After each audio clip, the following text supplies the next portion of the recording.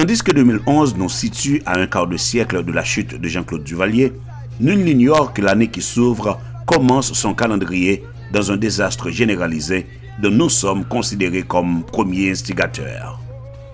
Tout au cours de 2010, j'ai tout observé et lu toutes les tendances, les audaces, les bonnes et mauvaises intentions.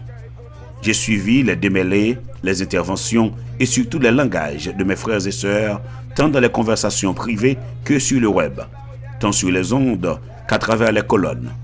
Mais je me demande jusqu'à quand la fin des vœux pieux et les souhaits de showbiz.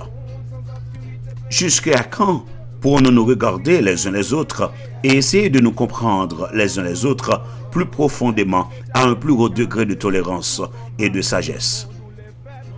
Je crois avoir commencé moi-même, car telle fut ma résolution en l'an 2007, jusqu'ici suivie. Et depuis, j'ai réalisé que l'haïtien dit plus de mal de ses compatriotes, plus de mal que la perversité qu'il y ait vraiment en eux. Ceci dit, nous devrions nous questionner 1000 fois pour mieux nous identifier et nous accepter pour ce que nous sommes. À partir de là, nous aboutirons tous à une seule conclusion qui nous fera changer certains de nos comportements et par là changer nos discours vis-à-vis de l'haïtien.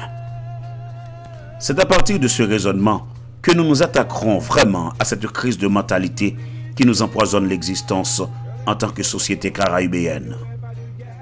Tous les maux, défaites et calamités comprises sont de près ou de loin liés à cet état de fait.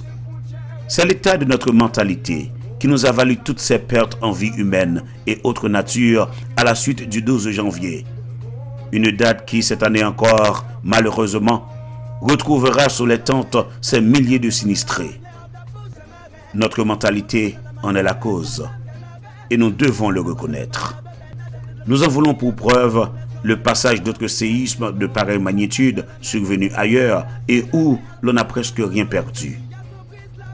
Je souhaite qu'en 2011, chacun de nous ouvre dans la mesure de sa capacité au moins une petite campagne d'éducation civique et de motivation communautaire en Haïti comme dans les communautés haïtiennes d'outre-mer, puisque les influences s'entremêlent, une campagne par laquelle l'initiateur s'identifie en premier adepte à suivre la charité bien ordonnée, entre guillemets.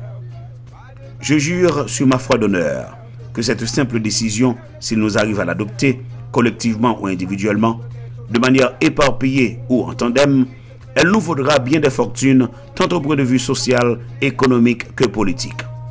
Que 2010 ne revienne jamais.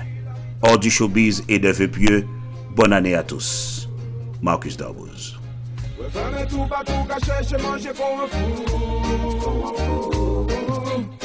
Si c'est pas ça, il est la terre à péter tous les jours.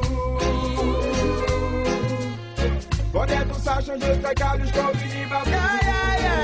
Nous qui finissons, ils sont pour la paix, pas pour la guerre, sont pour l'amour dans tout l'univers. On gabote le rouge, on fait louange au Père, au Créateur. Faites de cette terre mon sauveur, au Seigneur, c'est notre œuvre le plus cher.